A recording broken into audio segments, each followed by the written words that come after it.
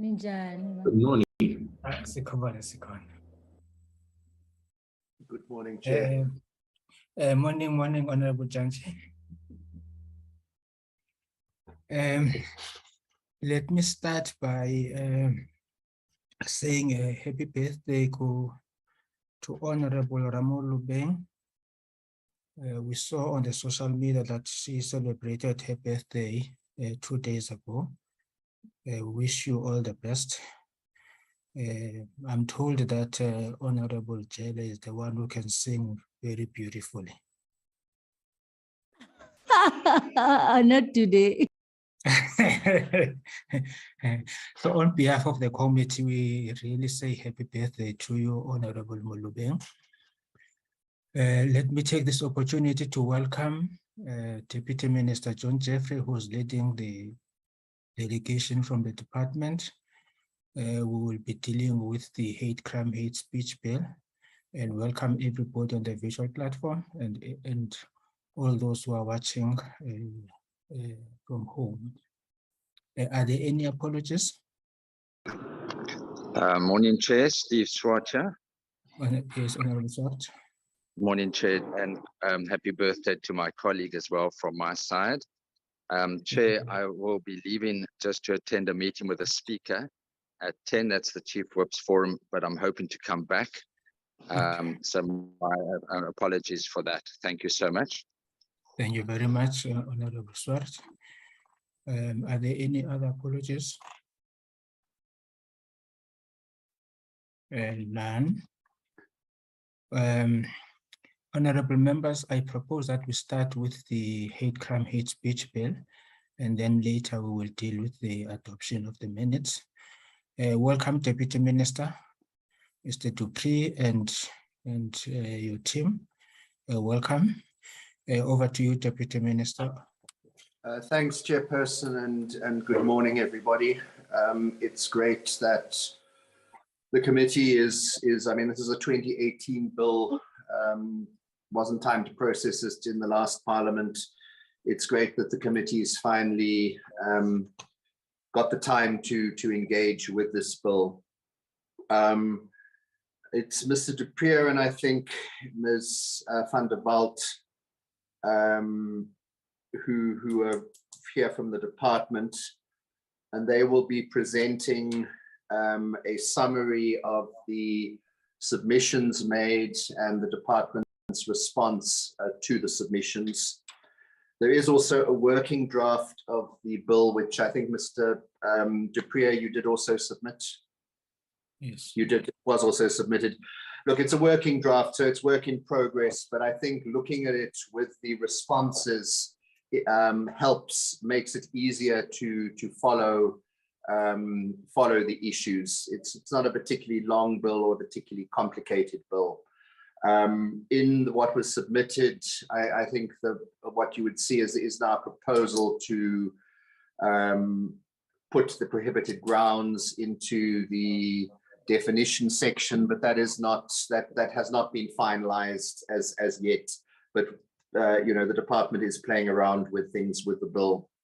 But I just wanted to make some general points because I see there's also a lot of interest in particularly on the Zoom platform.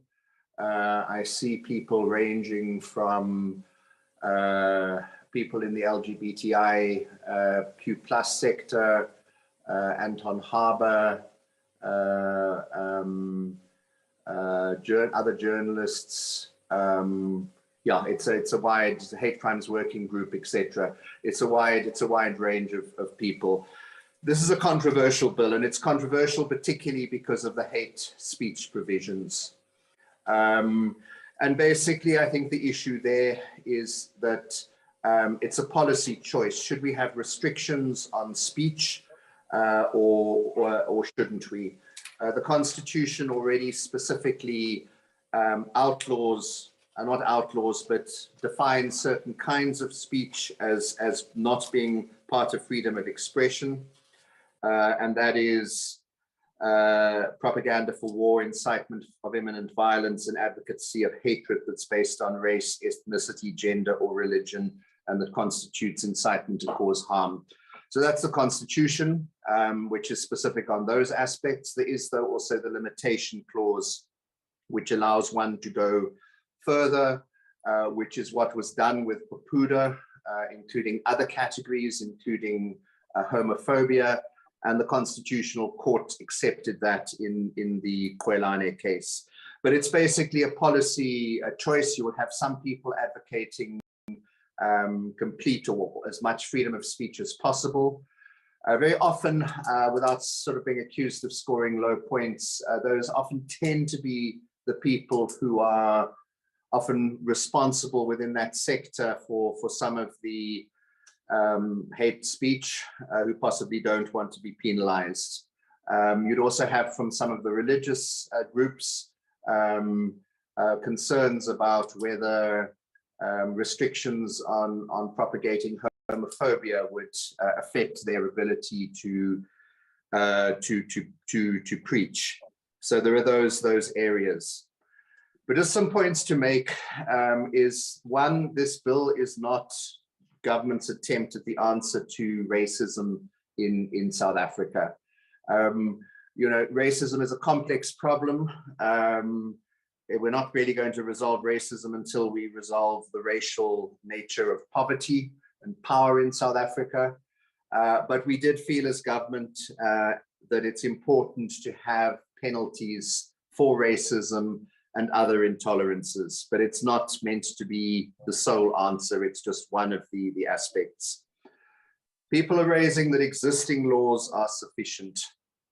What we've got currently is Papuda, but Papuda is a civil remedy. So it's dependent on the person aggrieved to go to the Equality Court, become a plaintiff in the Equality Court, and take the matter up themselves. Usually the responsibility for the state, by the state, is in criminalizing matters, is then the state takes responsibility for following up the crime that has been committed or allegedly committed. Secondly, we already have restrictions on speech as a crime, which is crimen injuria. But crimen injuria is a common law crime. So what this is trying to do, it's not trying to replace crimen injuria, but it's trying to set out a statutory crime of hate speech so that there's greater clarity and Parliament can set out what is there. There's some confusion with crimen injuria. Can it be, if you say something generally against a group of people, would you be guilty of the offense of crimen injuria? So the idea here was to have a new crime of hate speech. I think the last point I want to make is that internationally, when it came to South Africa's report to the Committee Against for the Elimination of Racial Discrimination, one of the things they specifically asked for, or they welcomed, that we were bringing hate crimes and hate speech legislation, and they specifically supported hate speech provisions. And then a number of countries across the world have different kinds of hate speech provisions. There was a report I was reading of Germany, of some neo-Nazis marching down the streets saying that anyone who believes that Jews were gassed is a donkey. And those neo-Nazis were duly prosecuted and convicted, which is the correct thing, I believe. But I mean, the range of countries is from places like a lot of Western Europe, Scandinavia, Canada, Australia, and then also on our own continent, Kenya and Rwanda are specifically countries with hate speech provisions, and it's understandable in those contexts why. So, Chair, I just wanted to give that by way of background. If I can then hand over to Mr. du Preez and the team to take the committee through the documents. Thanks, Chair. Thank you very much, Deputy Minister John Jeffrey. Chair, Steve here. Is Honorable Swart? Chair, I appreciate the Deputy Minister has given an introduction, but obviously there are many of us that hold different views, and my problem is I have to leave and go to the other meeting. So I just want it to be put on record that from our perspective, we are not in favor of the hate speech provisions. We support the other aspects of the bill, but I think we will be engaging as we go through. So I appreciate the initial input, but I think it is rather simplified, the input from the Deputy Minister, and I look forward to further engagements. We've come a long way with this bill, and I appreciate a lot of the effort that has gone into it, but I thought I'd just like to give that input because there are many on this platform that believe it has a chilling effect on religious freedom and freedom of expression, freedom of journalism. So I just wanted to put that because I might not have the opportunity to do so as we are engaging. So I appreciate that indulgence. Thank you, Chair. Thank you very much, Honorable Jala. Good morning, Chair, and good morning to DM and the team. I just wanted to find it's a clarity question, Chair. Today we are just getting those presentations, and we are still going to get an opportunity of discussing it. I just want to find out, Chair, as a comment, as usual. You're correct, Honorable Jala. Okay, Correct. I think let's proceed, members. Let's receive the report from Mr. Dupree and his team. Good morning, Mr. Chair. My DDG is also on the platform, Ms. Pillay. I don't know whether she would like to also maybe just mention something, and then I would just like to point out to the committee that a member of my team on this bill is Ms. Alison Botha, but you will see the reference to her as A.L. van der Walt because she's recently been appointed and she is using the computer today of a colleague who recently retired. I don't know whether Ms. Pillay would like to say something, otherwise I'll proceed, Chair. No, thank you very much, Ms. Botha. Congratulations and welcome.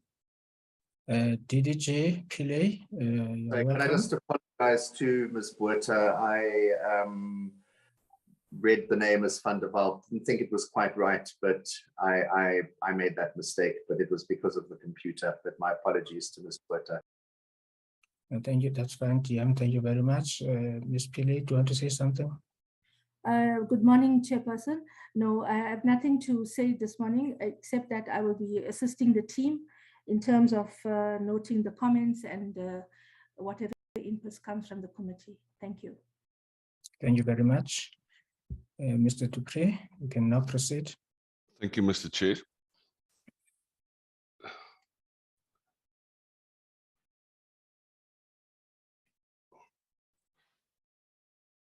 Mr. Chair, our summary is divided as per usual into two tables. The first table reflects comments of a general nature, and then the second table comments with regard to the specific clauses.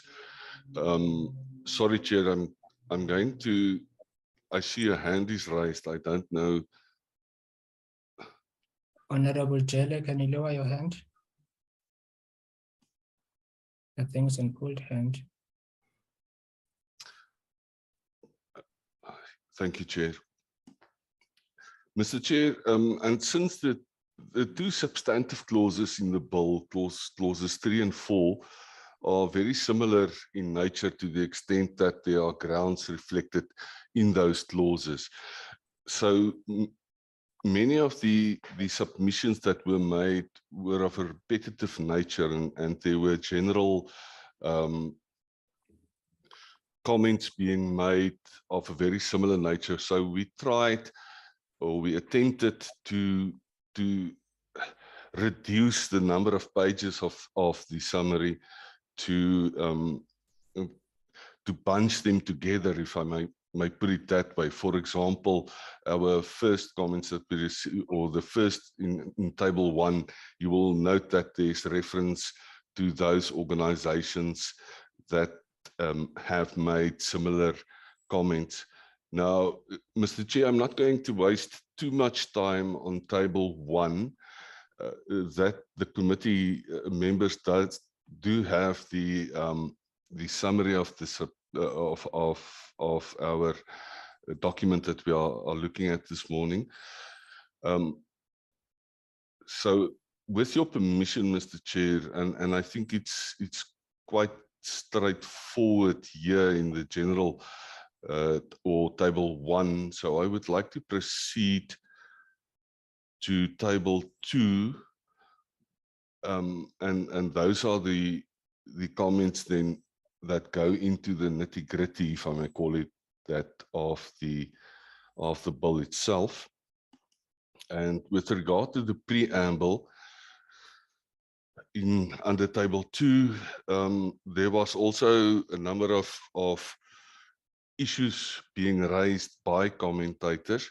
For example, then the African Policing Civilian Oversight Forum, APCOF for short, they said that reference should be made to the African Charter on Human People's Rights and not only international instruments. So the response here, Mr. Chair, is that the inclusion of all applicable international instruments may require that the preamble will have to be amended every time a new international instrument is agreed to by state parties. The department does not support the proposal. The instrument does not make any provision in any event for hate crimes or hate speech, and it is not directly relevant. Then SLT and the Triangle Project Women's Legal Center said something very similar, and the response is primarily the same then in that regard. I don't want to waste too much of the committee's time on the preamble, because I don't really think what is actually very interesting about the preamble to the bill, and I apologize, Mr. Chair, that I'm not able to show you both documents at the same time, because then it would have been easier to follow what we're trying to say to the committee this morning. But we have actually, for a short bill like this bill, we actually have a very long preamble. And I think all the essential elements that must be or should be included then in the preamble, with the view to the bill itself, the content of the bill is actually sufficient. I would like to proceed then to the comments in respect of clause 1. And here, Mr. Chairperson, it was mainly a reference being made to the definition of harm. And many of the commentators then proposed that the definition of harm should be amended. Now, and I'm going to take you to the submission by Gender Dynamics, which the department supports their proposed amendment with regard to the definition of harm. And I apologize. Sorry, Mr. Dupree. Honorable Jelle, is that a new hand? Chair, I thought that I took it down. Sorry, Chair. No. Oh, okay. No problem. Thank you, Mr. Chair. So when we go to the submission by Gender Dynamics, and I would like to focus here, Mr. Chair, is that and the Kwalani judgment does have an impact on the definition of harm, as well as the provision dealing with hate speech. So you will note that, and if there's sufficient time, we would like to possibly go quickly through our working document as well to indicate to the committee what we have done there or proposed. But Gender Dynamics then recommends that harm should be defined as any emotional, psychological, physical, social, or economic harm. That is the existing part. And then they recommend that the words "that severely undermines the human dignity of the targeted individual or groups." And the department agrees, Mr. Chair, with the proposed amendment, and we have inserted it for the committee in our working document that we will hopefully be able also to present to the committee. So with regard to the other submissions in respect of clause 1, the main concern there, and once again, there are actually very few definitions and there are very few technical definitions. Maybe I could highlight to the committee, but I will do that when we go through the working document, is that there's also recommendations that the definition of intersex should either be replaced by a more extensive definition, or then in the alternative to be removed. The department at this stage is of the view that it might be more appropriate to remove the definition from clause 1, because then we fall back on the interpretation rules that will say that when you find a word like, for example, intersex in your bill, that it follows, if it's not defined, it follows the dictionary meaning of that word. And I think the department is fairly comfortable at this stage to argue that it might be more appropriate rather to remove that definition. Sorry, Mr. Chair, I see the Deputy Minister. DM? No, I just thought maybe at this point, this is the sort of start on the LGBTIQ plus issues, just to come in. There've been submissions that the term LGBTIQ plus should be used. We've gone more for the international terminology, which rather than each letter which denotes a particular, I don't know what you describe it as, position, we've gone more for what seems to be being more internationally used, and that is the terminology of sexual orientation, gender identity, gender expression, and sex characteristics.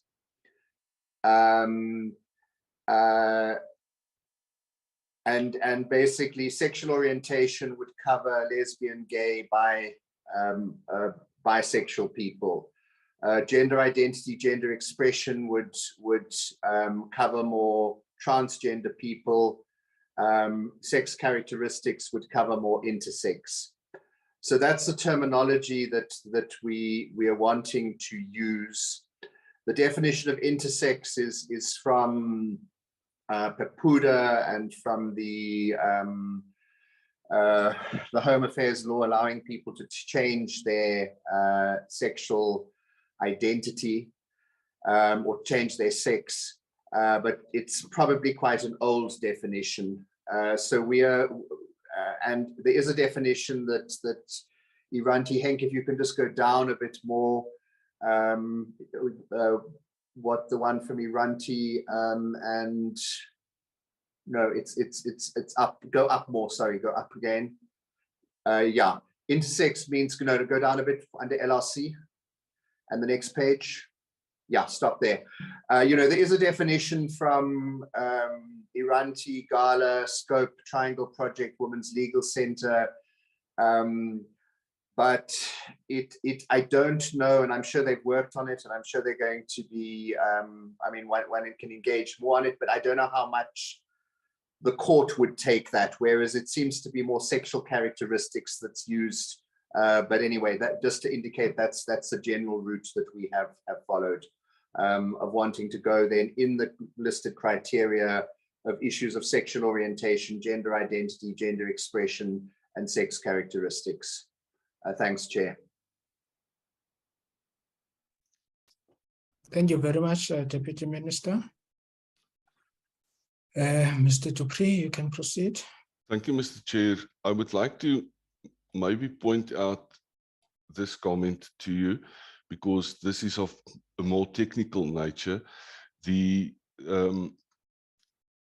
Triangle Project Women's Legal Center recommends that definitions of hate crime and hate speech should be included in clause 1 of the bill.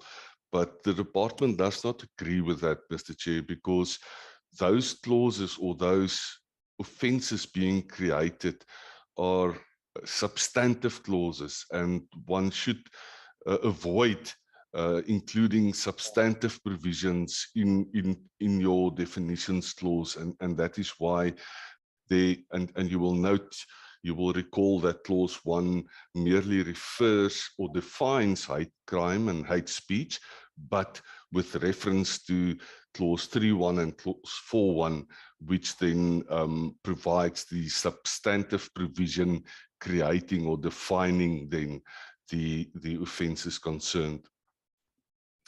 With regard to clause 2, once again, there were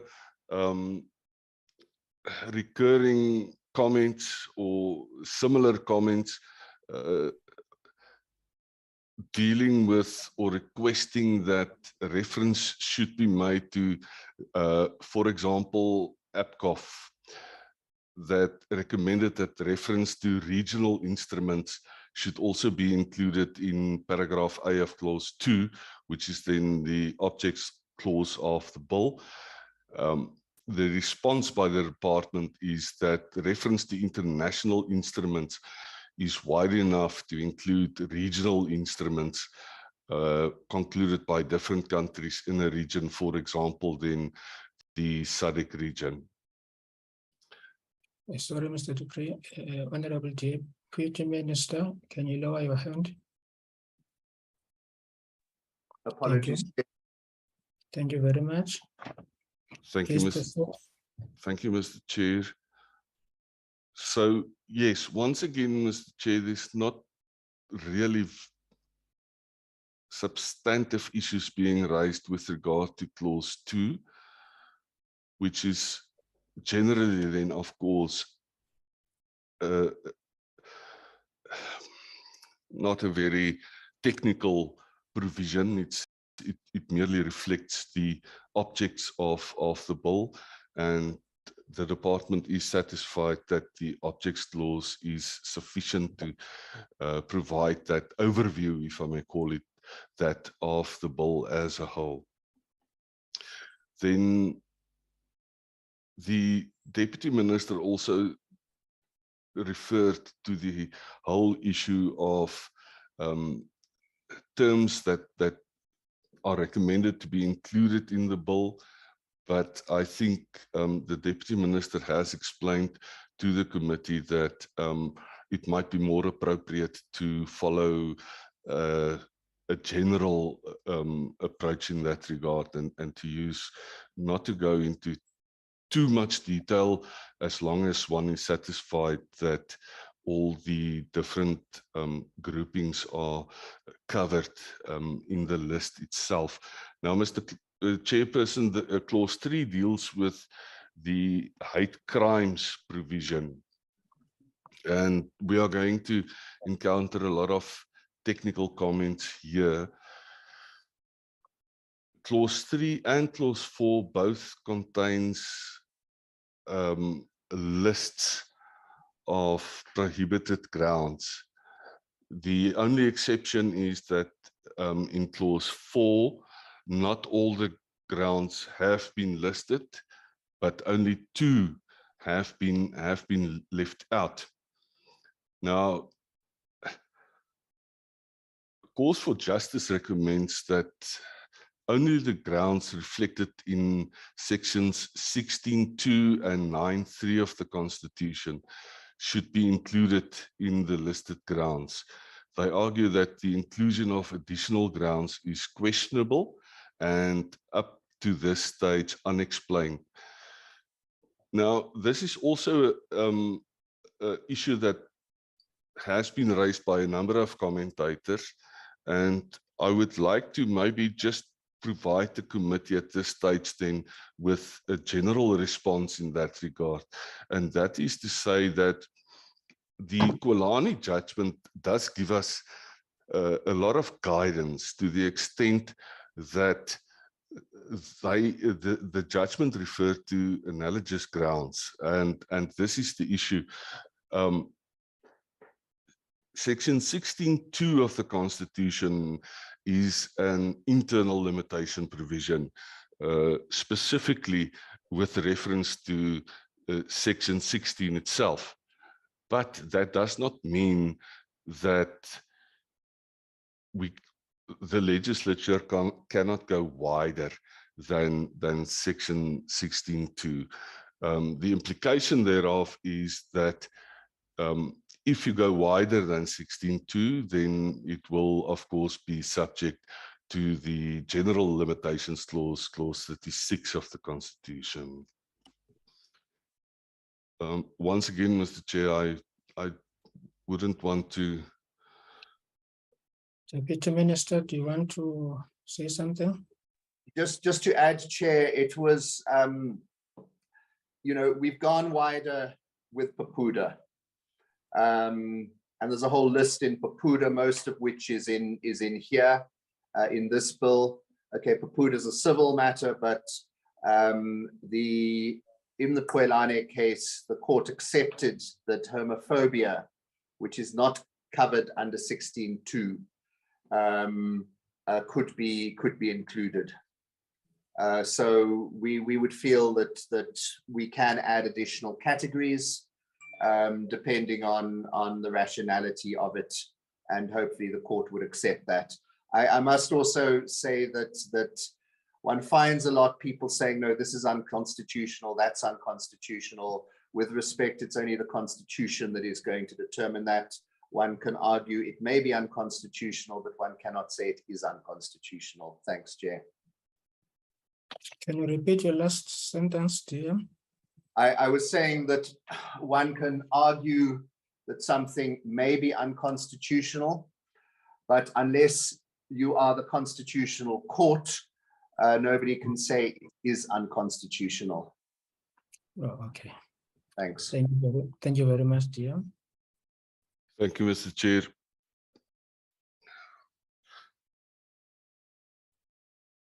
Mr. Chair, we would like to maybe highlight this submission as well to the committee. It's also something that is repeated with regard to clause 4 of the bill, in other words, the list of prohibited grounds. And the recommendation by Correctional is that clause 3(1)K and then clause 4 should be amended to insert asylum seekers and statelessness. However, the department's argument is that the list referring to the status of a person is sufficiently or wide enough to include reference to asylum seekers, specifically statelessness. So you will note in the working document that the department has made a proposal with regard to the amendment of that clause as well. Then there are, of course, also submissions that indicate support for the creation of the crime of the criminalization of hate crimes, and the department has noted that.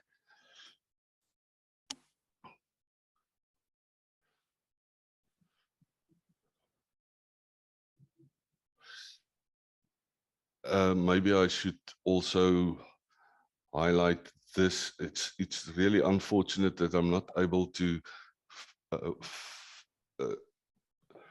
have the working document on the screen as well, because and I must admit it's clause 3.4, I think, if I remember correctly, that it was the objection was raised that the requirement that the Director of Public Prosecutions should decide whether a prosecution should be instituted or not, on the grounds that it will overburden the DPPs and give rise to an undue delay in the institution of prosecutions. Now, Mr. Chair, there's a specific reason, and we will, I think, if I remember correctly in the summary, we will encounter it under clause 4, where another institution actually came out and said that it's a provision like this does not save an act or a clause or a provision that is unconstitutional. However, we would like to point out to the committee that there's a specific reason for the inclusion of this provision, and that is to ensure that there is consistency in prosecutions being instituted, and that the necessary guidance be provided by the most senior officials, if I may say officials, in the prosecuting authority. But there is also provision made for the DPPs to delegate their power in terms of that provision. So we feel that a provision of this nature will not overburden the DPPs, and it will not give rise to an undue delay in the institution of prosecutions. Then, and this is something that you will also see in our working document. Initially, the recommendation was made that reference to pregnancy and marital status and also conscience should be included in the list. The department will be guided by the committee in this regard, but it has been included in our working document that I would like to take the committee through today as well. Chair, can I just say that we initially didn't include pregnancy and marital status in the list on the basis that we didn't think that, you know, we didn't think that people would commit hate crimes against pregnant women. We didn't think that hate crimes would be committed against people on the basis that they were married or that they were single. But however, maybe it is maybe you would get the odd madcap who decides they don't like married people and starts saying derogatory things and threatening harm to them. So maybe it is better that it's all put in. But that was the rationale for why it wasn't there to begin with. Thanks, Chair. Okay, I was kicked out. I've recently rejoined. Thank you, TM. Proceed, Mr. Dupree. Thank you, Mr. Chair.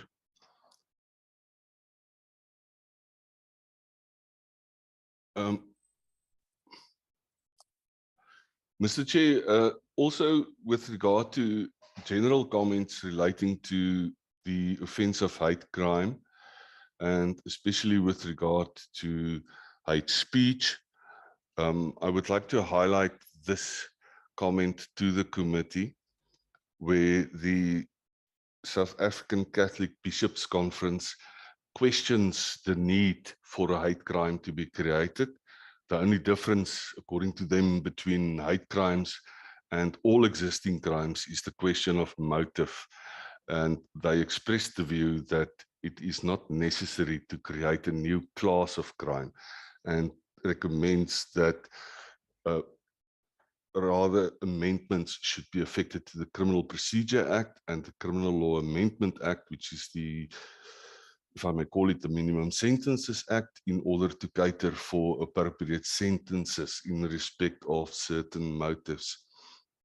The department's response to that, Mr. Chair, is in short that there are existing examples of statutory offences where the motive of an offender becomes relevant. For example, then Section 18 of the Criminal Law Sexual Offences and Related Matters Amendment Act, which deals with the grooming of children. That provision is not worded in similar fashion to what Clause 3 is worded, but motive does play a role when we look at that specific section in that act.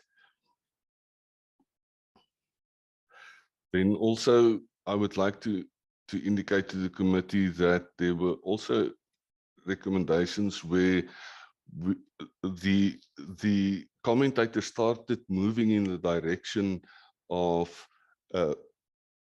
including an open-ended list. But you will recall, Mr. Chair, during the public hearings, this was an issue that was raised or a question that was asked by the department. And that is, as soon as one comes to the point where you have an open-ended list in a provision which deals with the criminalization of certain acts, then one might fall foul of the principle of legality, and that will cause major problems with regard to the offence itself. Mr. Chair, maybe just on a personal note, I just need to tender my apology to the committee and to the chair.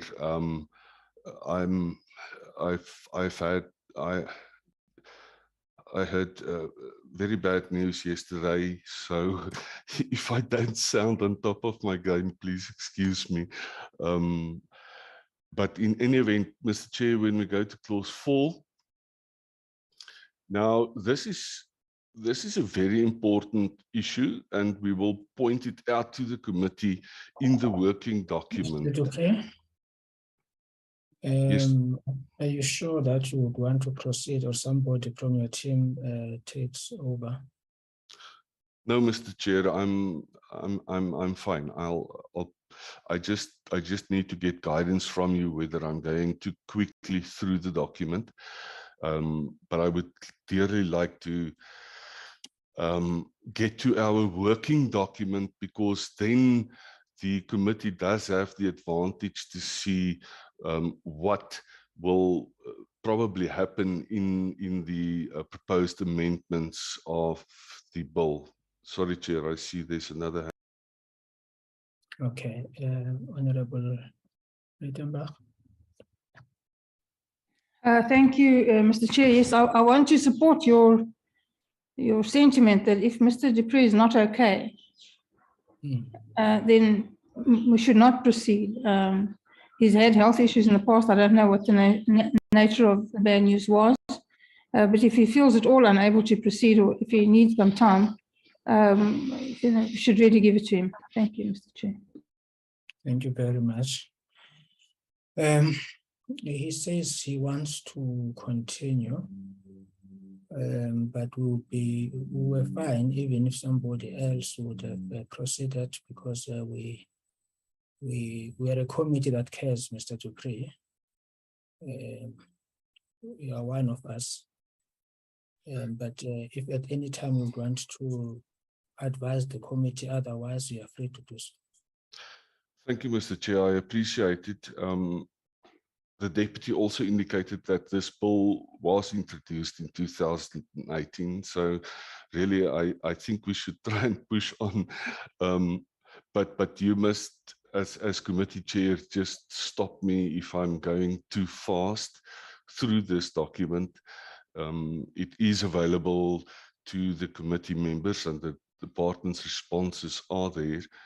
but I would dearly love to get to the working document this morning.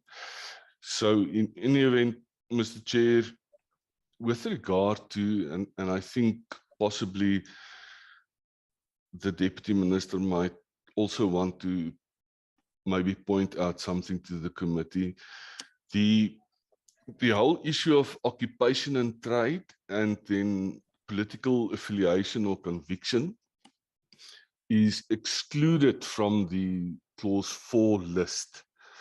And many of the commentators argued that reference to occupation and trade and political affiliation or conviction should also be included in clause 4. But clause 4 deals with hate speech, and one might become concerned if you include reference to those definitions that it might impede freedom of expression. So that, in short, then is the response with regard to the proposals that. Sorry, Chair, I see there are many. Deputy Minister John Jeffrey, Honorable Breitenbach, can you lower your hand? Sorry. Honorable Chair, Deputy just on that point, firstly, just before that, Mr. du Preez got distracted. Henk, if you can just go up again, you had started with this issue of that thing at the top, and I think that's quite fundamental, that in the bill that was introduced, there was an or between paragraphs 1 and 2, and in terms of the Kwelane judgment, that or must become an and. So just to highlight, and it's a valid point, and that's why you've got the disparate groups that are putting that forward. On the issue then that Mr. du Preez raised, look, the occupation and trade and political affiliation or conviction are included under the list for hate crimes. We excluded them under the list for hate speech. And that was on the basis that we didn't want a situation which did come out in the commentary when the department published the bill for public comment, that were we trying to protect ourselves as politicians? It's an occupation. And people correctly say nasty things about politicians. They can say nasty things about doctors, about lawyers. But we particularly didn't want to limit criticism of politicians by this clause. It is a way up in terms of, yes, occupation. The people who are sex workers are particularly vulnerable, and there have been instances of hate crimes against them, but less so of hate speech. And then other categories of occupational trades would be informal traders, would be truck drivers. Now, I'm just talking about the occupation itself, not what their residency status is. But it's a trade-off between a balance of sort of restricting speech and restricting it too much. The same for political affiliation. There are hate crimes because of somebody's political affiliation, and many people in our history have been killed, particularly in KwaZulu-Natal, Gauteng, at the start of democracy or the last gasps of the apartheid regime. However, we don't want to limit, I mean, politicians argue with each other the whole time. It's become, I think society's become more and more abrasive, or politicians have become more and more abrasive to each other. If you look at what's happening in our National Assembly and probably in other legislatures, we don't really want to restrict that. It's not really, it would be, we think, going too far to restrict it. So that's why we left out occupation and trade and political affiliation as a ground for hate speech. Obviously, it's up to the committee to look at whether they agree with that. Thanks, Chair. Thank you very much, Deputy Minister. Mr. du Preez. Thank you, Mr. Chair.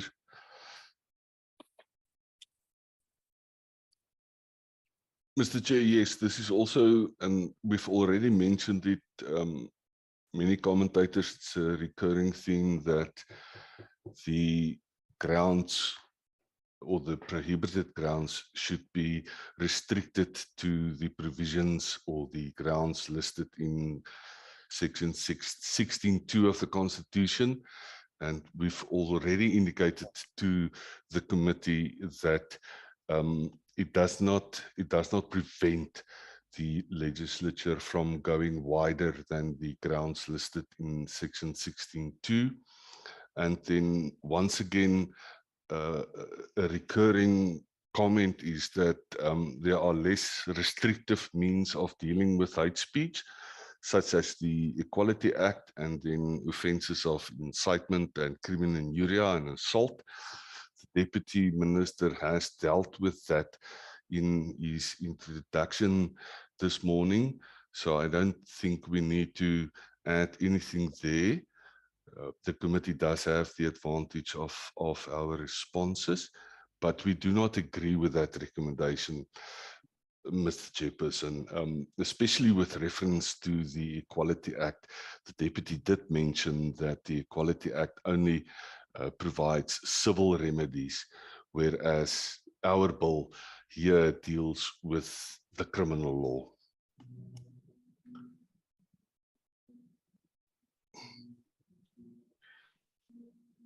That in short, then, we have pointed out this.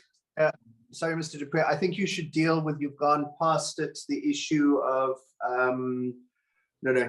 stop. D.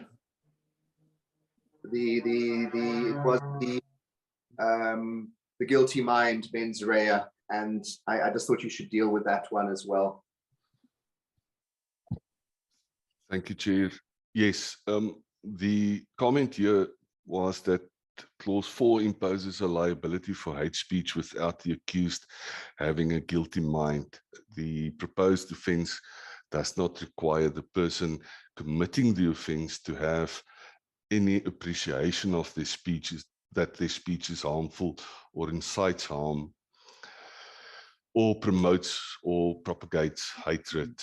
Now, with regard to that, Mr. Chair, the department's response is that Clause 4(1)(a), and we'll see it in the working document if we get to that this morning, is that subparagraph provides that the person is guilty of an offence if their manner could reasonably be construed to demonstrate a clear intention to be harmful or incite harm and promote or propagate hatred, which implies that there must be a measure of awareness or appreciation of their actions and that they intend to be harmful or incite harm and promote or propagate hatred. And then the similar, this also applies then to Clause 4(1)(b) and 4(1)(c). Both those subparagraphs also create offences of, for example, distributing offensive material on the internet. If I may proceed, Mr. Chair.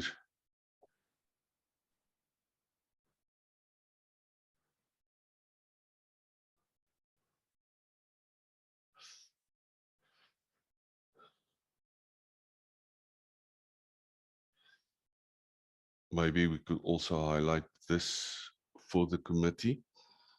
It's argued that the offence is overbroad and the exception in Clause 4(2)(c) is too vague.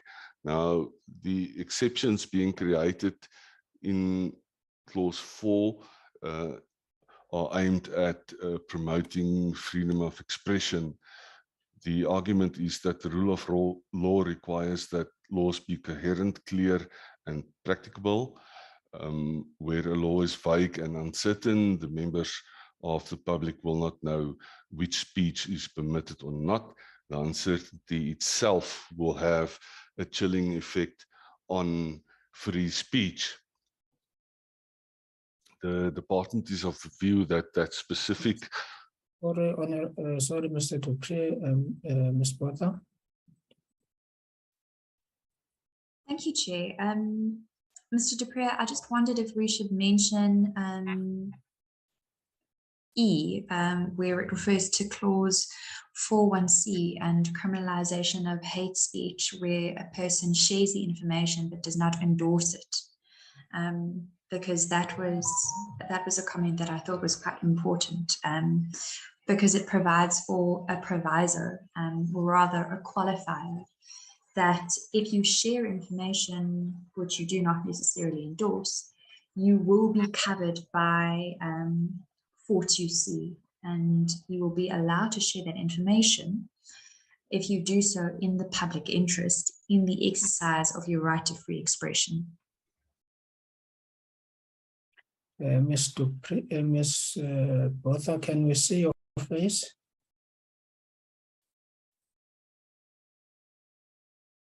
Thank you very much. Congratulations once again. Ms. Dupré. Thank you, Chair. Thank you, Mr. Chair. Thanks to my colleague.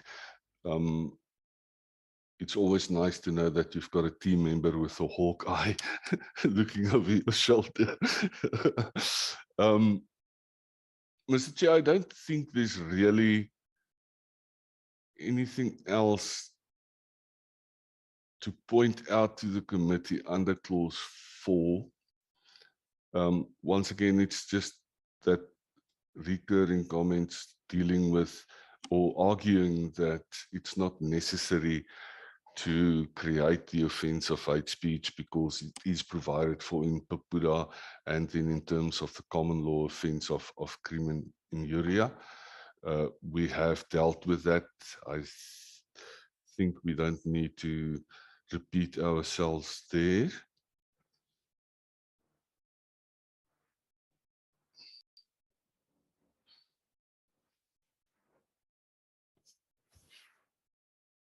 I think the main concern of the commentators is that that clause 4 will create a chilling effect on the freedom of expression.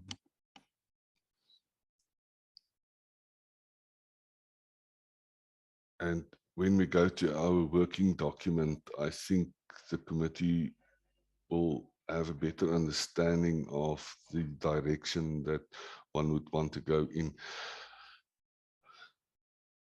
Maybe just to mention to the committee that this bill was kept in abeyance because precisely of the Kwalani judgment. Now, the disjunctive being replaced with a conjunctive with regard to hate speech will make it in any event a very strict test to comply with before a person may be prosecuted for contravening section 4, in other words, committing hate speech.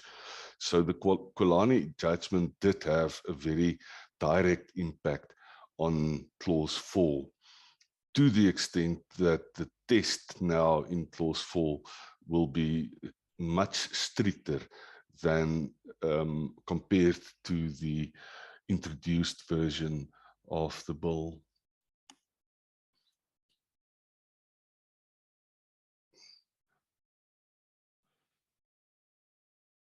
I don't think I need to highlight anything here to the committee.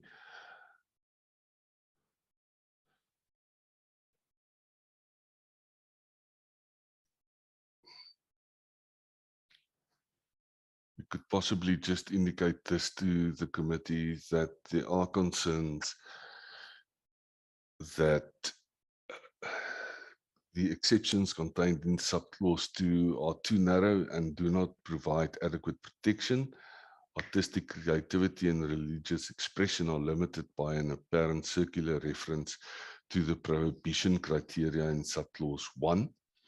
and it can be interpreted that only the views expressed in religious meetings are protected and not the views expressed in the public arena. Now, the department does not agree with that, Mr. Chair, because the ambit of that provision is wide enough to address this concern, specifically with reference to or the use of the word proselytization. My apologies if I don't pronounce it correctly.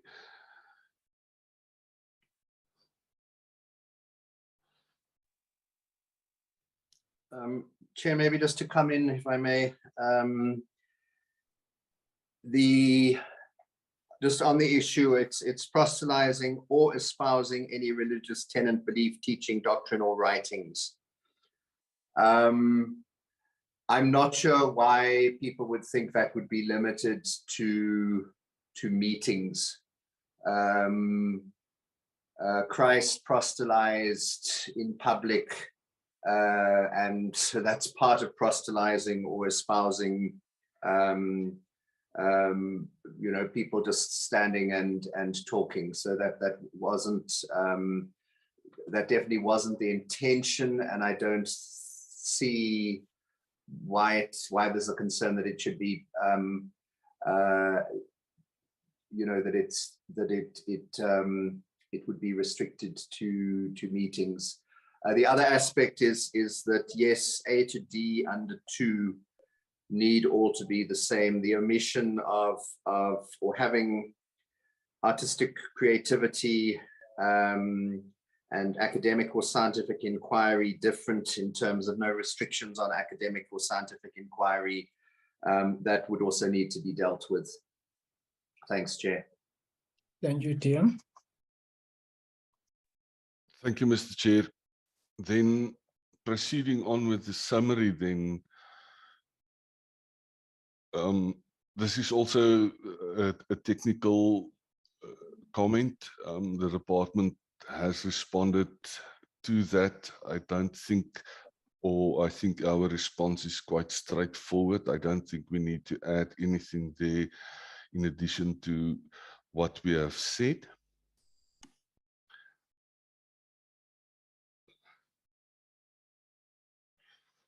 And please, Ms. Botha, if there's anything that you would like to highlight to the committee, please do so.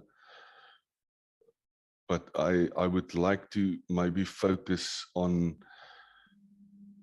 the high level issues being raised.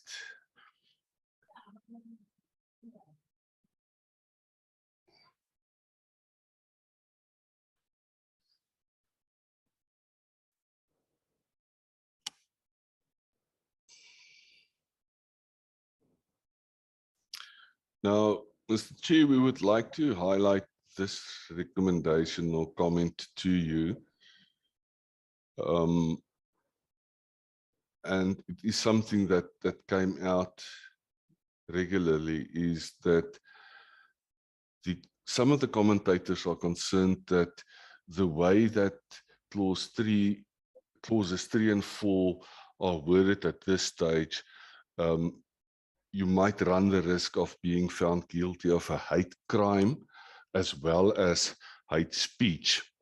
Now, the recommendation here is that there should be a sub 4 in clause 4 to the extent that a person who has been found guilty of an offense in terms of this section shall not be guilty of an offense in terms of section 3 in respect of the same actions that established guilt in terms of then section 4. The department has noted the concern, and the department is going to make a proposal to the committee to consider, just for purposes of clarity.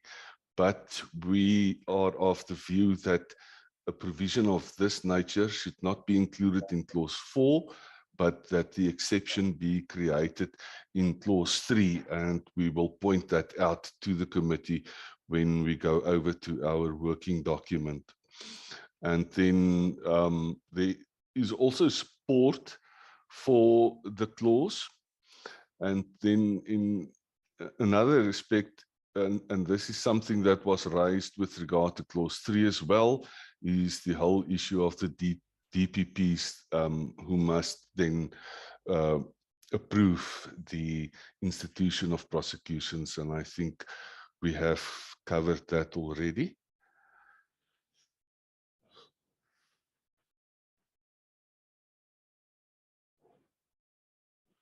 Mr. Chair, with regard to victim impact statements, which is in clause 5, when we get to our working document, the committee will see that the main concern there was that the manner in which the provision dealing with the admission of victim impact statements is concerned is worrying, and the department would like to propose an amendment to the committee for consideration in that regard.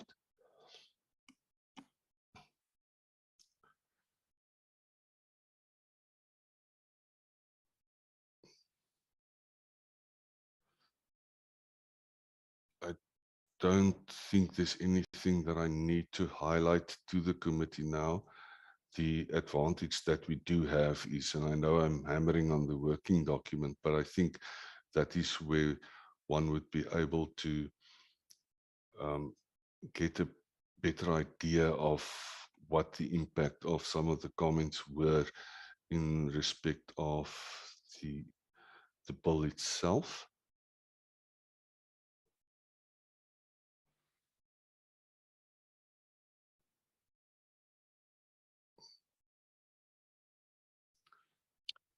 There was also there is a request that this document be shared with people on the virtual platform. Is it possible, Mr. Dupree? Mr. Chair, I would prefer for a number of reasons, but if there are individuals who are interested in the document, they could either access it on PMG's website or possibly even approach the committee secretaries. They are also very welcome to approach us. Yes. I think, can the committee secretary share it?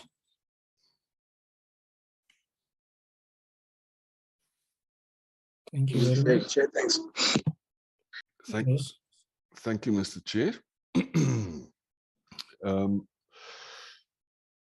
Yes, I'm not going to highlight much to the committee here at this stage. The advantage that we have is if we go to the second document, then we will be able to point out to the committee the comments that had a direct impact at this up to this stage then on the working document itself.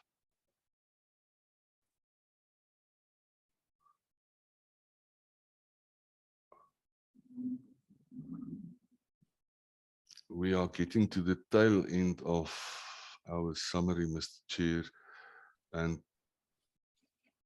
I think there's not much to point out to you at this stage.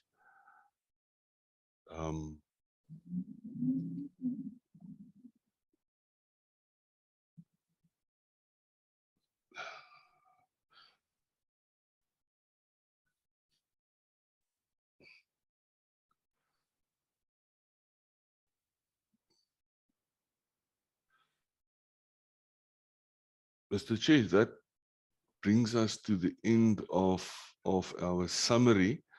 If I may ask, if you would allow us maybe a 10-minute body break, please, and then I would be able then to present the working document to the committee.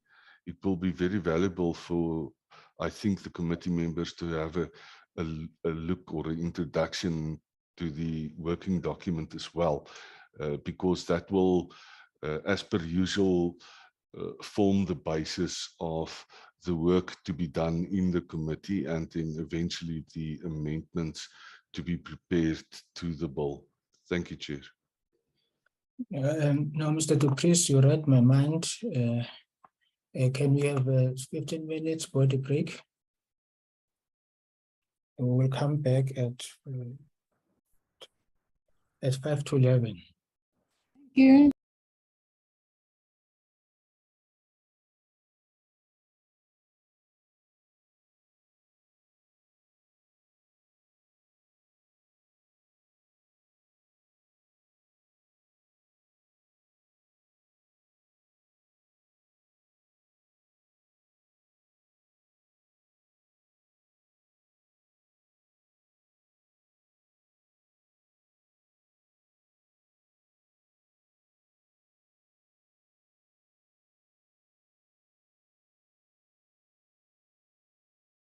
Recording stopped.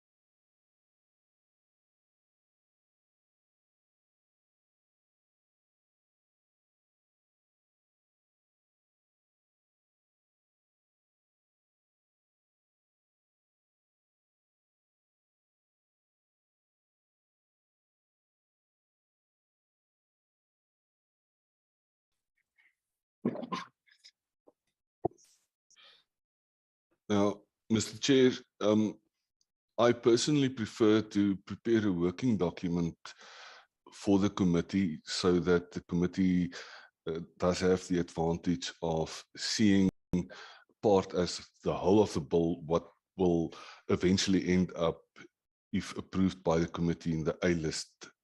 An A-list, to explain to the committee, I think is unfair because the committee does not see the product as a whole. So with regard to the bill itself, the long title of the bill, there's merely a grammatical correction there because a reference is made to an offense. So we are of the view that it might be more appropriate than just to use the singular term of crime as well. And Mr. Chair, I'm going to interrupt myself at this stage while I'm scrolling down to clause 1 then, is to say that Ms. Botha will also assist the committee in responding to some of the prohibited grounds. So I'm going to hand over to her at some stage to maybe provide more information to the committee. I'm going to just to explain to the committee what the proposal is with regard to the prohibited grounds. I'm going to go down to clause 3 and clause 4, just to point something out to the committee in a technical sense. If you read clauses 3 and 4, they, as the bill was introduced, they reflect the list of prohibited grounds. So it makes it, to a certain extent, a bit tedious to read. However, one would like to maybe present to the committee then an option of, instead of including the prohibited grounds in clause 3 and 4, to include it in clause 1. And if I may go back then to clause 1, fortunately, it's not a very long bill. So it is up to the committee to decide whether the committee would want to include that list under clause 1. But with regard to the definition of harm, then Kusatu proposed that reference to cultural should also be included in the definition. The department, therefore, would like to propose an amendment to the committee in that regard. And then also, this was the proposal by Gender Dynamics. They proposed that the definition of harm should be amended in line with the Kwalani judgment, to the extent that one could possibly consider including the words that severely undermines the human dignity of the targeted individual or groups. Then the department would like to propose to the committee as an option, Mr. Chair, to extract the lists from clauses 3 and 4, and rather to include a definition then of possibly characteristics, and list those grounds there. And then with regard to the definition of grounds that is used in clause 4, to exclude occupation or trade, and then of course political affiliation or conviction. However, I would like to, with your permission, Mr. Chair, I would like to hand over to Ms. Botha. But before I do that, you will see that there's now the proposal that conscience should be included, and marital status, and then also pregnancy. We are also proposing that reference to asylum seekers should then also be included in paragraph K of the definition. But I would like to hand over, with your permission, Mr. Chair, to Ms. Botha to address the committee specifically then on sexual orientation. Ms. Botha? Thank you, Mr. Dupré. Chair, so you will have seen that we have amended the definition under H, under characteristics in H. We did have gender and gender identity, which we have now taken out gender identity. And also you'll see under the definition characteristics and P that we've had sex, which includes intersex, that we have now excluded. And our definition under Q now reads sexual orientation, and the words that we would like to include are gender identity or expression and sex characteristics. Like the Deputy Minister explained in his introduction, the reason for that is because of the SOGI-esque principles. And those principles have been widely accepted internationally, and it stands for sexual orientation, gender identity or expression, and sex characteristics. And the reason we have chosen to do that is because the SOGI-esque principles are a general sort of catch-all. They are not as sort of limited as if we were to include the wording of LGBTIQ+. The SOGI-esque principles are, like I said, more umbrella and they catch more within the framework of sexual orientation, gender identity, expression, and sex characteristics. And it captures all of the factors in the LGBTIQ+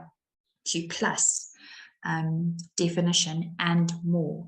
And so we've gone and have wanted to be as inclusive as possible. And that's the reason why we have changed those definitions and introduced the SOGI-esque and Q.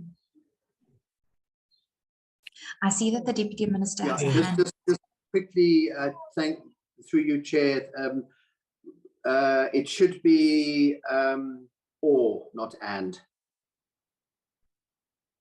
Yeah. I mean, if you look at the other, where it's a group, it's nationality, migrant or refugee status, or asylum seekers, occupation or trade, etc. So it would be sexual orientation, gender identity, gender expression, or sex characteristics. So it's one of them that is a factor, because they are different categories. Thanks. Thank you, Deputy Minister. Ms. Botha. Yes, thank you, Deputy Minister. We have made that edit right now.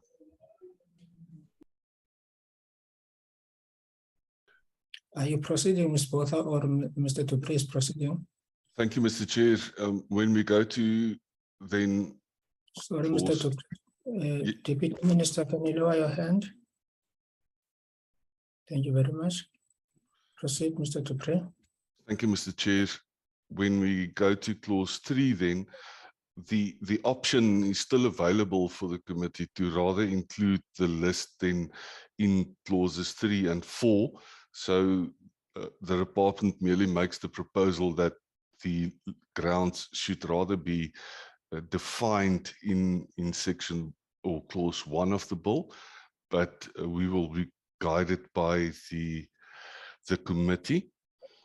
You will recall that maybe Mr. Dupré, members, we find with the definition which includes all of the grounds, or should they be repeated after they have been defined? Ms. Honorable Breitenbach. Thank you, Mr. Chair. I think we need time to consider this position. I don't think it's something we can just decide. There are so many issues with this piece of legislation that we won't deal with in any event today. We'll need a separate day to deal with it. So I think we should take the time to think about that.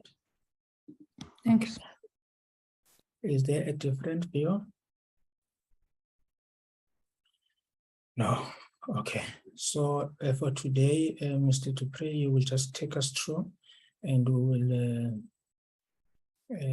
process this thing in our minds, and maybe when we meet or next week, then we'll start with the engagements. Thank you, Mr. Chair. Yes, Chair, then going back. Honorable Maseko Chele. No, thank you, Chair. I've lowered my hand after your input. Thank you, Chair. Okay, thank you. Thank you, Honorable Chele. I apologize for the misunderstanding, Mr. Chair. We did not expect to receive final instructions from the committee today, but we would like just to indicate to the committee the options that are available with regard to the proposed amendment of clauses 3 and 4. Now, you will recall, Mr. Chair, that when we worked through the summary of submissions, the concern was raised that if a person is found guilty of hate speech, that person is also liable to be convicted of the offence of a hate crime. And the recommendation was made that a new sub 4 should be included in clause 4. The proposal from the department side is to rather say expressly in clause 3 itself that the definition of the offence of a hate crime is then, it does not include hate speech. The remaining proposed amendments in subclause 1 is merely of a technical nature. I don't think I need to belabor the point here. However, I would like to indicate to the committee that it might be better just to refer to actual or perceived characteristics, or possibly replace the word with real or perceived characteristics. But that is something that the committee can also guide the department on. With regard to clause 3, we would like to indicate to the committee that we've also provided an option, a redrafting option of subclause 1, and that was mainly because of the criticism that we received in respect of the existing clause 1, or the clause 1 as subclause 1 as introduced, that it is too legalistic. So the proposal here, or the option to be considered by the committee, is merely a redraft of subclause 1, but might be a bit more clearer then. Of course, one should take into consideration that the option has been drafted on the presumption that the list, the prohibited grounds, will be included in clause 1. If that is not the case, then the committee might want to reconsider this option, either to amend it or possibly even not to accept it. This is also merely at this stage a technical proposal or technical amendment, just to go in or to use gender neutral terms as far as possible in our legislation.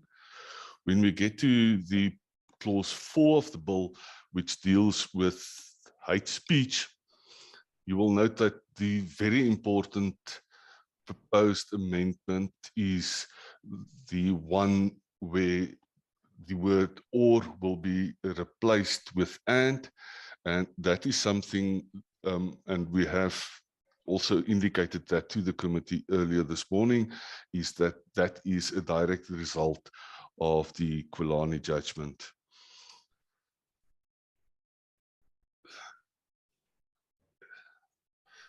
It's not much that I need to. There is the proposal, Mr. Chair,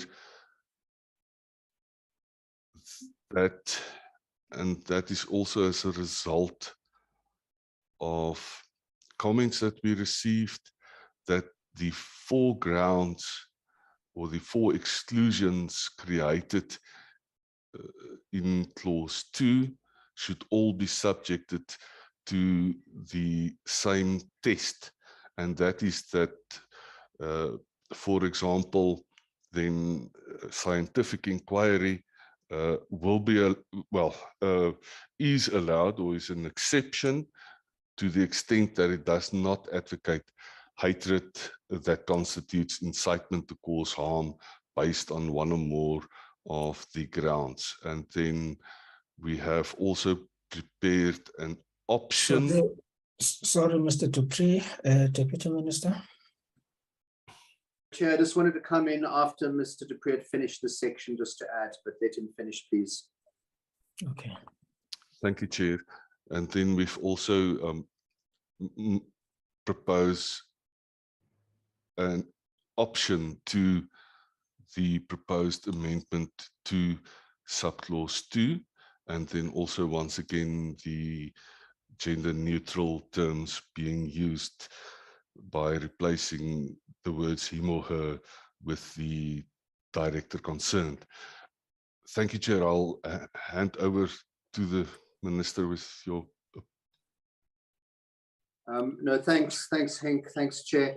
I just wanted to highlight the issue of good faith and bona fide, because it was something that was raised. Doesn't it mean the same thing? And it doesn't, because there are 2 issues here. The one is you do the thing in good faith, but you do it at a bona fide event. So in the where bona fide is used is more in the context of a genuine, a real, an actual or valid event. So you can't say that you're doing something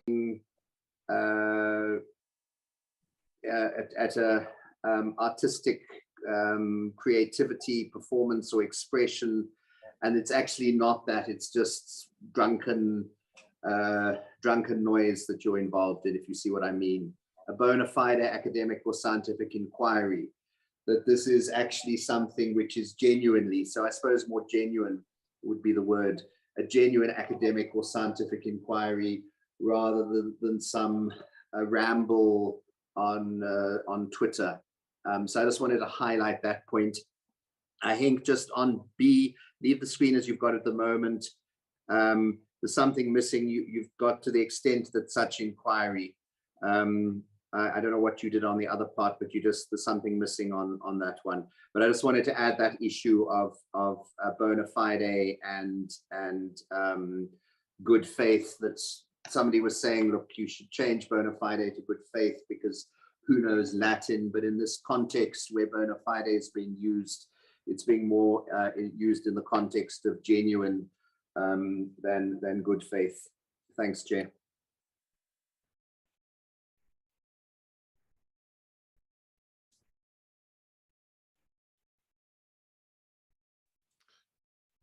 Thank you, Mr. Chair. Chair, if I could come in with your permission, and Mr. Dupree, I'm so sorry to interrupt you. If I could come in. I just wanted to speak about our 2 drafting options under clauses 3 and 4 and why they've been proposed. The essence of why they've been proposed is to clear up sort of confusion and to tease out tease out the offences of hate crime and hate speech. And so if we look at our drafting option under clause 3, you can see that it says a hate crime is A, an offence recognised under any law excluding an offence referred to in section 4, and B, it's committed by a person who's motivated by their prejudice or intolerance, 1, towards the victim, victim's family, or victim's association with or support for a group of persons who share one or more of the characteristics, and 2, was was committed by a person who's motivated by their prejudice or intolerance, which was based on one or more of the actual perceived characteristics. And this is an important distinction because a hate crime is both things. A hate crime is both an offense already recognized under any law, and two, committed by a person motivated by their prejudice and intolerance. And it's just an important distinction because a hate crime is, if we want to think about it conceptually, an existing offense plus a motivation by prejudice or intolerance, which then equals a hate crime. And if I go to our drafting option under clause 4, that too is also just to tease out and make more clear the categories of protected expression and protected speech. And it's important, and this is something that the Deputy Minister mentioned just now, under the existing B, any bona fide academic or scientific inquiry, to the extent that such inquiry. And then if we go to the bottom of that clause, it says, does not advocate hatred that constitutes incitement to cause harm based on one or more of the grounds. And if we look at our drafting option, it really just aims to clear up the confusion around what are the categories of protected expression, but also to add in the proviso or make that the categories of protected expression subject to this, the extent that the conduct or activity does not advocate hatred that constitutes incitement to cause harm based on one or more of the grounds. I just think it was important to just take you through the drafting options and why they were included, and that it was to clear up any confusion and really tease out the issues. Thank you. Thank you, Ms. Botha. Proceed, Mr. Dupree. Thank you, Mr. Chair. When we get to clause 5, once again, in subclause 1, it's more the proposed amendments, they are more of a technical nature. However, I would like to point out to the committee that there was criticism that of the use of the word associate. Many commentators indicated that associate should rather be defined. However, I think, and this might be something that crept up during the drafting, the original drafting of the bill. The proposal by the department at this stage then is for the committee to consider deleting the word associate and replacing it then with a group of persons with whom the victim associates or supports, and that will be in line with wording used earlier in the bill. Then when it comes to clause 3, subclause 3, the introduced version of the bill indicates that, sorry, I see there's a hand. Sorry, Mr. Dupree, there's Professor Msimang. Professor Msimang.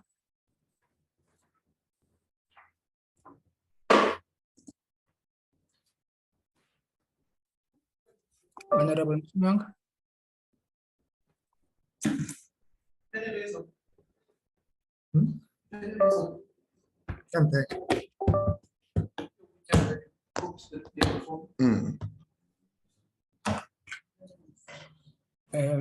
Committee Secretary, can you mute Honorable Msimang? Thank you very much. Sorry, Mr. Dupree, please proceed. Thank you, Mr. Chair. Subclause 3 refers to the admissibility of victim impact statements. The concern that was expressed is that the clause as it... Sorry, Chair, I see there's a hand again. Honorable Msimang.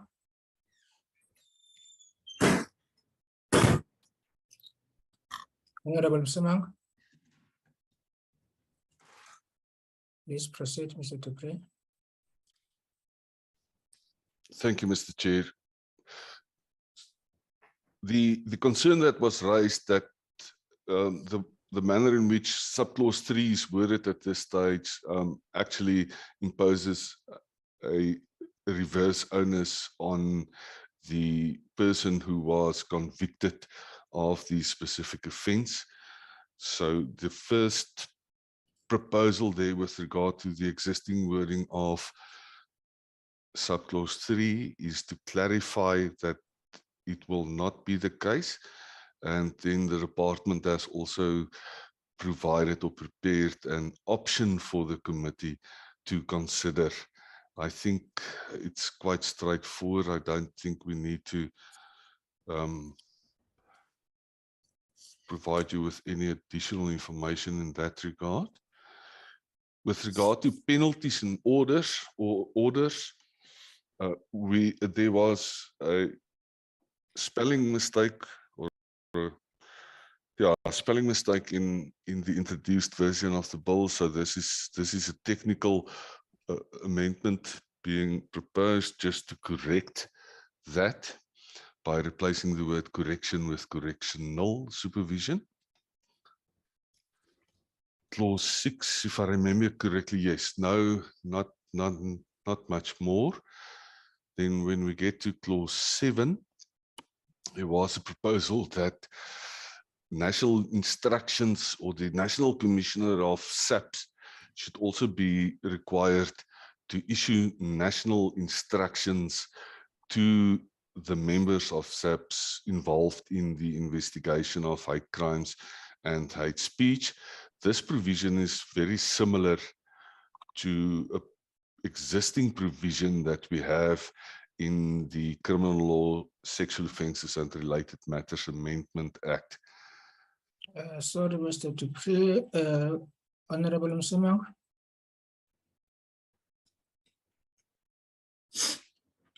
Honorable Msimang.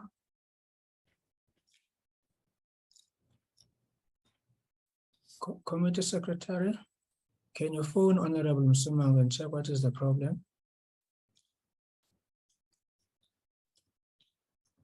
Please proceed, Mr. Dupree.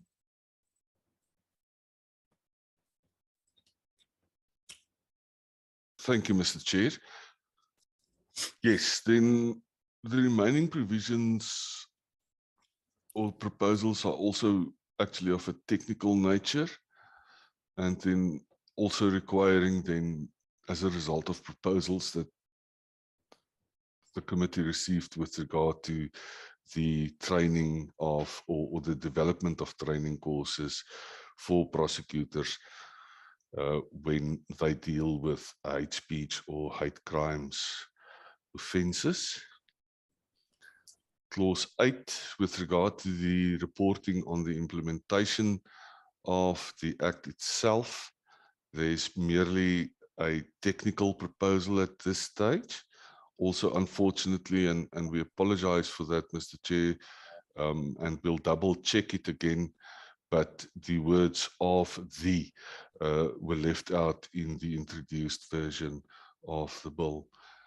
With regard to the prevention of hate crimes and hate speech, there was the proposal that referenced to the Commission for the Promotion and Protection of the Rights of Cultural, Religious and Linguistic Communities should also be included in this provision, because the reference of the Commission is made in clause 8, but it's not included in clause 9. The remainder of the proposed amendments are of a technical nature. When it comes to regulations, there were commentators who recommended that the minister must be under an obligation to make regulations. So where the introduced version of the bill used the words may or must, the recommendation was that the may should be replaced then with a must, so that the minister must make regulations.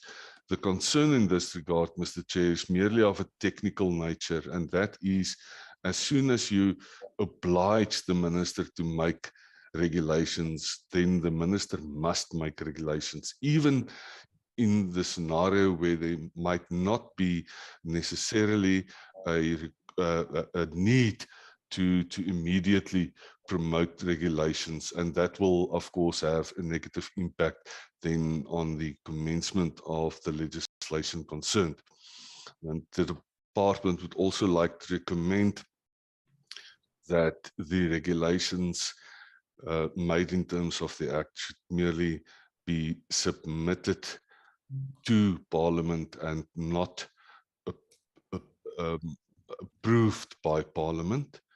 And then also the last provision there then deals with any regulations that might have an impact on the expenditure for the state should then be made in consultation with the Minister of Finance. Clause 11 is the clause dealing with the amendment of laws. In the short title and commencement provision, once again, just a technical proposal or a technical amendment. And then when we get to the schedule, Mr. Chair, we have highlighted in yellow and in red. I would just like to explain the red to the committee at this stage, and that is, this is reference, or this is a proposed amendment to Section 18 of the Criminal Procedure Act. But when the bill was introduced, the portion in red was still correct. But you will recall that Section 18 of the Criminal Procedure Act has in the meantime been amended. So we need merely to go back and include reference here to all sexual offences, but we have highlighted in red for the department to report back to the committee on that proposed amendment. And we've also highlighted the reference to Section 1 of the Intimidation Act. Once again, just to check whether we are still technically correct. That, in a nutshell, Mr. Chair, is the working document. You will see that most of the amendments that will be affected to the schedule merely relates to replacing reference to 2018 of the Hate Crimes Act to the current year 2022. And there's not much else that I need to highlight to the committee at this stage. So that brings us to the conclusion of our presentation with regard to the working document. I thank you, Mr. Chair. Thank you very much, Mr. Dupree, Ms. Botha, Ms. Pillay. I'm not sure whether the deputy minister is still around. No, I'm still here, Chair. Don't have anything to say at this point. Okay, thank you very much, Deputy Minister. Members, that is the working document on the hate crime, hate speech bill. There was a proposal by Honorable Breitenbach that the members would still want to digest what they have received today. Can I propose, therefore, that we would meet on Friday to further process the bill? Is that in order, members? Agree, Chair. Thank you very Agree. much. Thank you very Agreed, much. Chairperson. Thank you very much. So thank you very much to the drafting team of the department, and to the Deputy Minister for being with us today. It's highly appreciated, especially the explanations that you have given. I think they will also make members to further digest some of the issues that you have raised, so that on Friday we can start processing, in fact, going through the bill clause by clause. We would want to finish these bills as expeditiously as we can. So next week we would be continuing with the hate crime, hate speech, and the land court bill, which is Mr. Dupre, you are getting over time. I think it's a lot of commitment on your side and to your team. We wish that whatever has happened, which we would not probe you as to what has happened, that you have the strength to deal with it. If you need any of our support, we are always available. And if you feel that it's too much to bear, please alert us. We would love to work with our colleagues, but in times of difficulty, we are also there to lend a hand. But we do appreciate that despite the challenge you have, you felt obliged to come to the committee.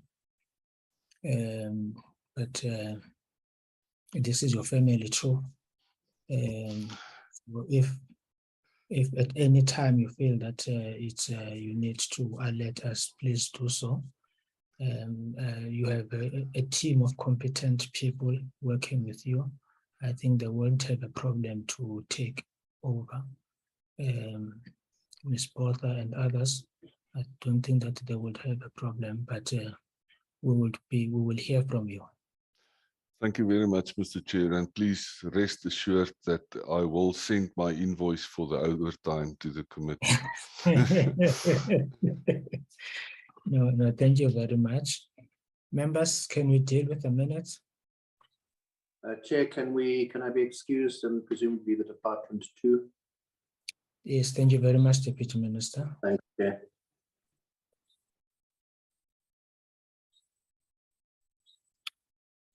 Draft minutes of the Portfolio Committee on Justice and Correctional Services.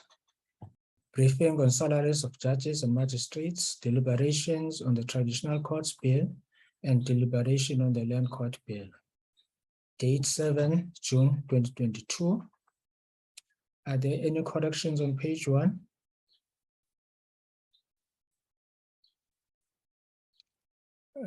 Page 2.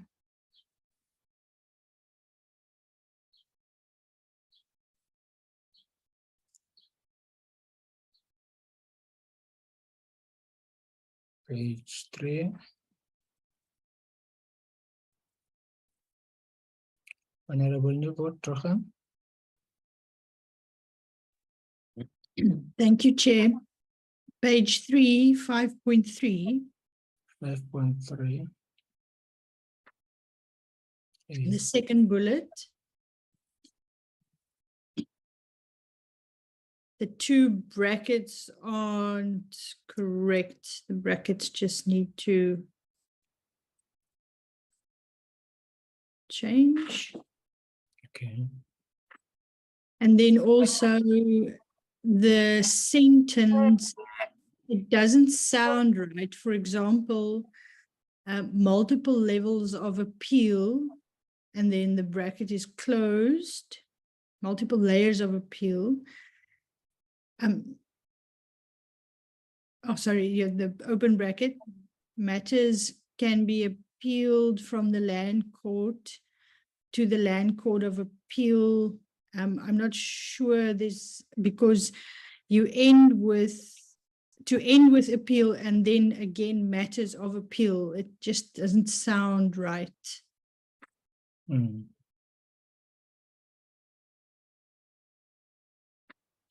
Rather open the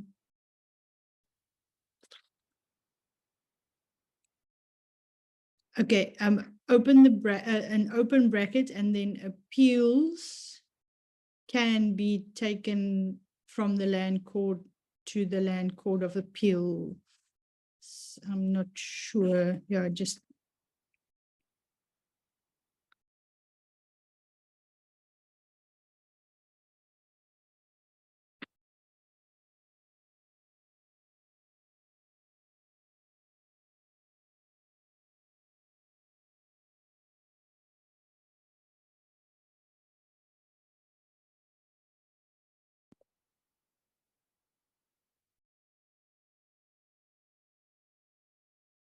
Is that fine now? Yes, Chair, it's better. Thank you. Any further corrections? Page 4, can you lower your hand? Page 4. Any mover for the adoption of the minutes as corrected? Honorable Neerdrugen moves for the adoption of the minutes as amended, Chair. Any seconder?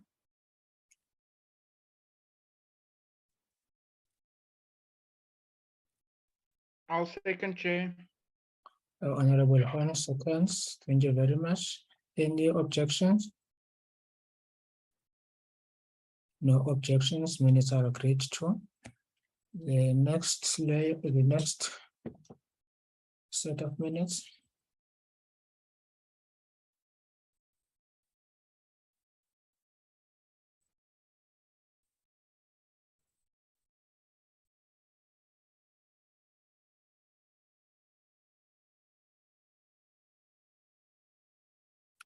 Draft minutes of the Portfolio Committee on Justice and Correctional Services.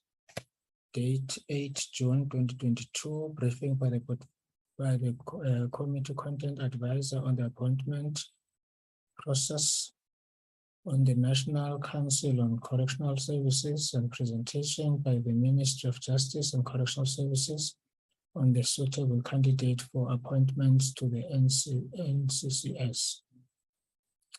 Any corrections on page 1?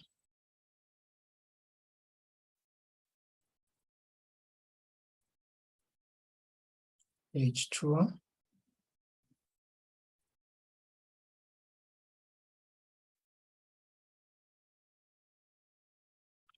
Committee Secretary, what's happening?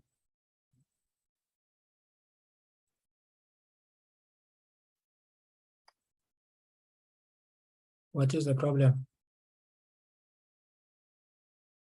Page 2. Page 3.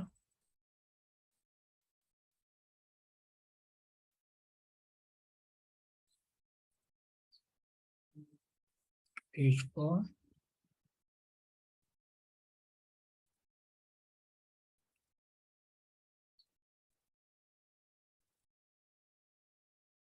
Page 4.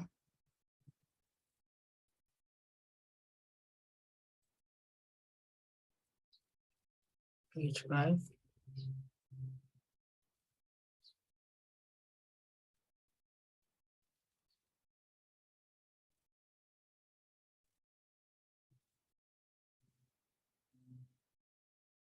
Page 6.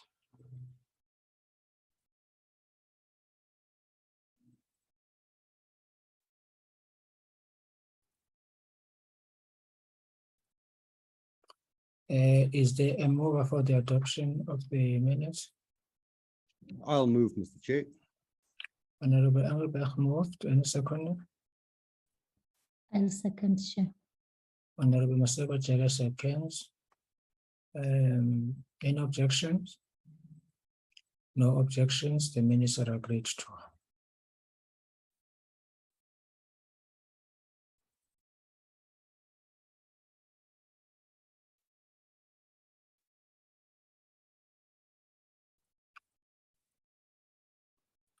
Draft minutes of the Portfolio Committee on Justice and Correctional Services, date 17 June 2022, committee planning session and consideration of committee program. Any corrections on page 1?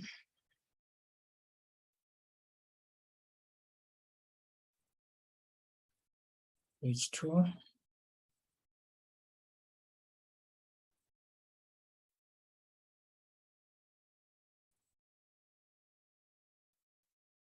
Page 3. Honorable Newbold Rohan. On page 3, Chair, the fourth point, court recording technology seems not working, seems not to be working. Yes. Thank you very much, Honorable Nibot-Trochen. Any further corrections? Thank you. Next page.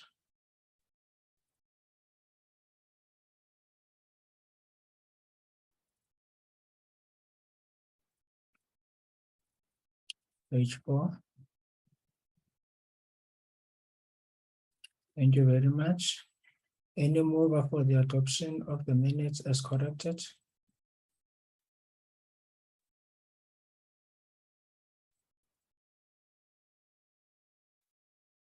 Honorable Nibot-Trochen, is that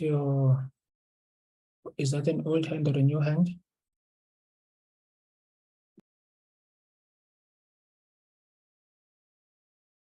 Sorry, Chair, it's an old hand. Okay, in that case, I'll move for the adoption, Chair. Thank you very much, Honorable Engelbach, moved for the minutes. Any The Honorable second? Neo-Drippin seconds. Honorable Neo-Drippin seconds, any objections? No objections, minutes are agreed to. The next set of minutes, draft minutes of the Portfolio Committee on Justice and Correctional Services, 23 August 2022. Briefing by the Office of the Chief Justice and Judicial Administration on progress of investigation of procurement issues and deliberations on the Land Court and the Cannabis for Private Purposes Bill. Just before we proceed, Honorable Breitenbach and Honorable Janji, I think I wanted to raise that when we were dealing with our last minutes, we are still awaiting for the dates from both of you on the workshop, the two workshops. Chair, sorry, I thought I had supplied them to the committee secretary, but if I neglected to do so, we've got a range of dates and I'll send them again, but I was quite sure that I had sent them. But I'll do that right now. Thank you. Thank you very much. Thank you very much, Honorable Breitenbach. Any correction on page 1? Chair, I just wanted to find out this Mr. Janji from Inkatha Freedom Party. Is it correct or what? That one is an Inkatha. Oh, okay. I was about to ask that I now. didn't know if he defected. Richard crossed the floor. Yeah, no, it's floor crossing. That he crossed the floor. Thank you very much, Honorable Jele, for supporting that. Page 2. Page 3.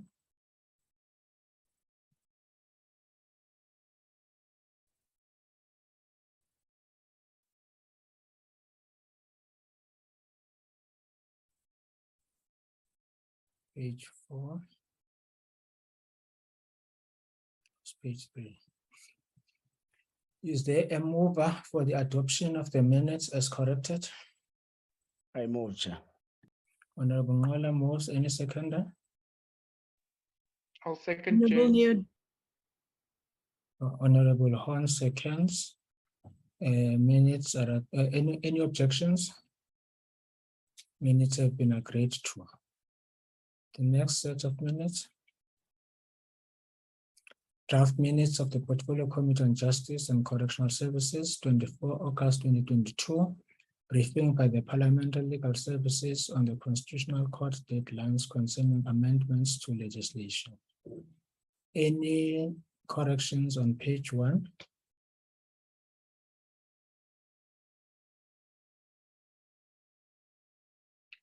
Page 2.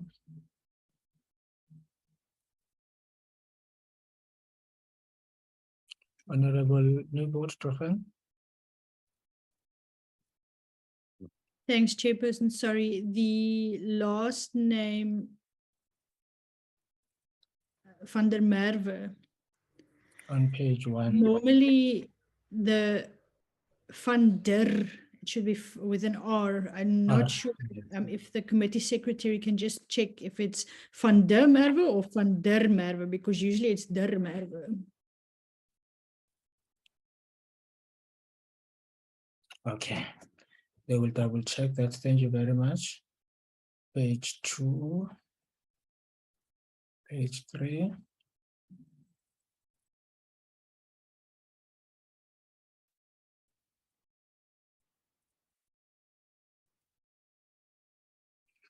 Any mover for the adoption of the minutes is corrected? I move, Chair. Honorable Ngola moves. Any seconder? I second. Honorable Neodruchen seconds, Chair. Honorable Maseko Jele seconds. Any objections? No objections. The minutes have been agreed to.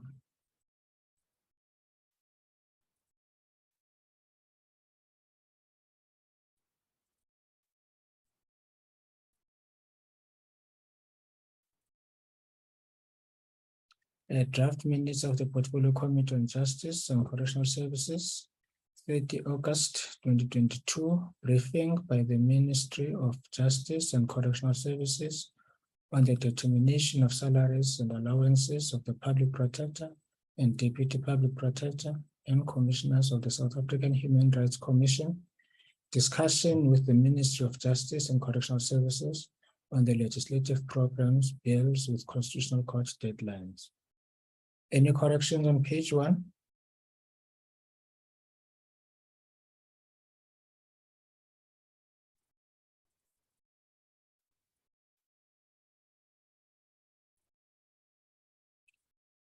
Honorable Neodruchen.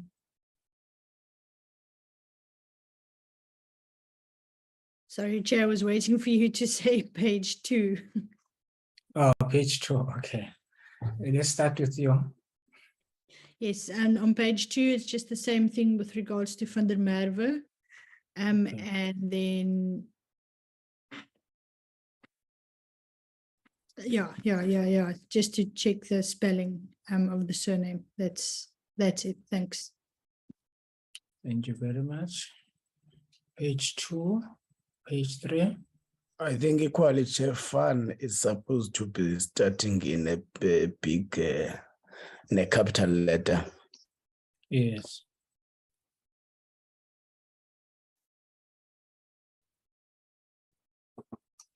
Okay, the next page.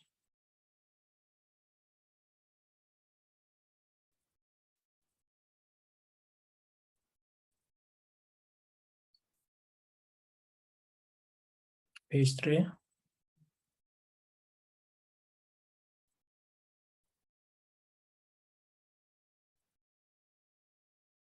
Page 4.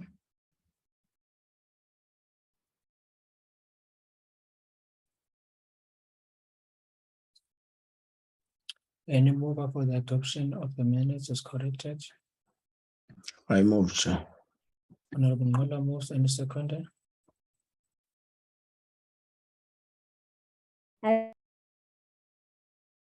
Honorable second. Neodruchen.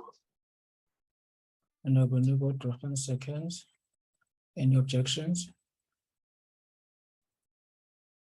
No objections. Minutes are agreed to.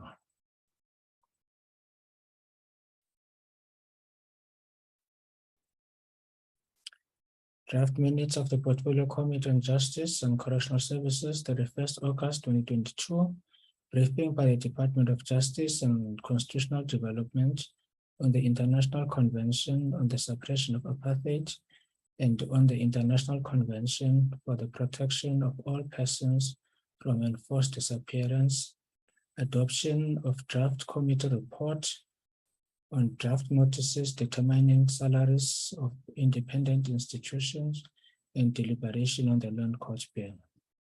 Any corrections on page 1?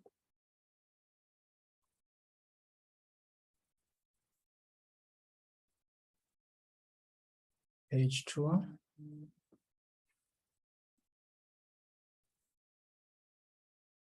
Honorable Neodruchen. On page 2, Chair, point 3. Yes. And then bullet point number 1.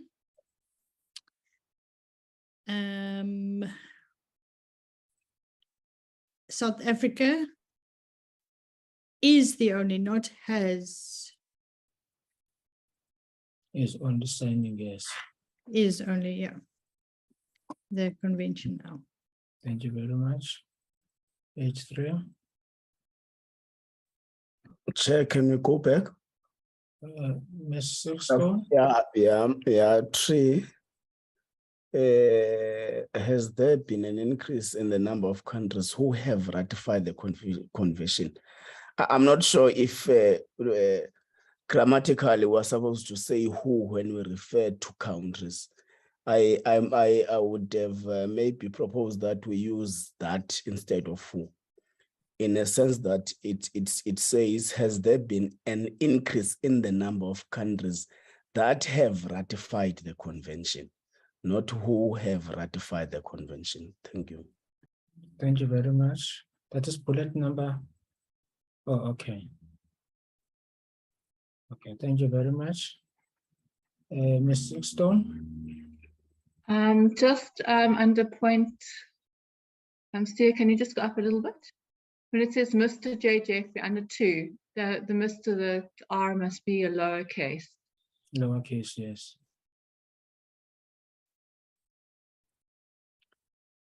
Okay, thank you very much. Next page.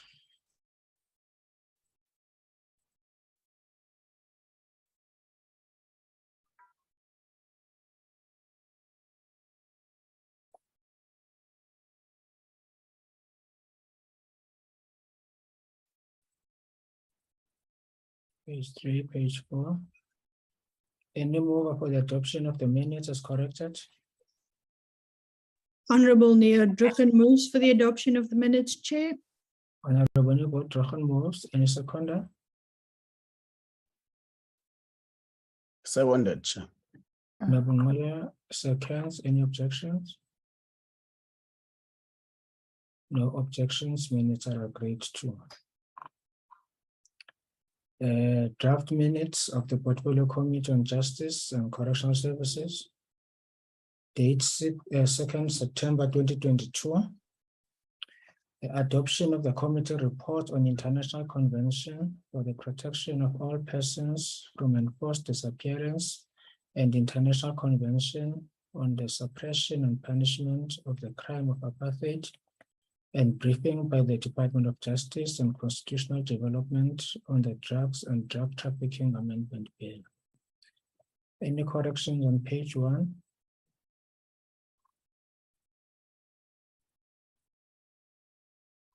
Page 2.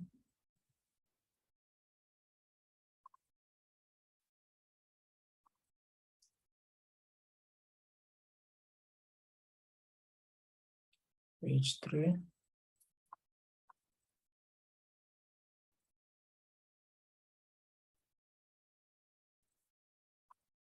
Page 3, go down.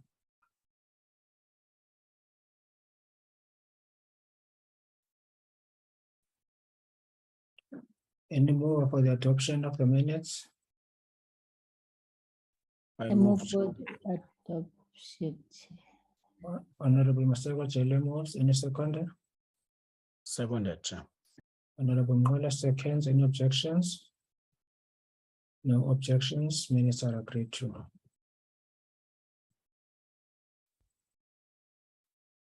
Chair, that brings us to the end of the outstanding minutes. It's only of yesterday and today.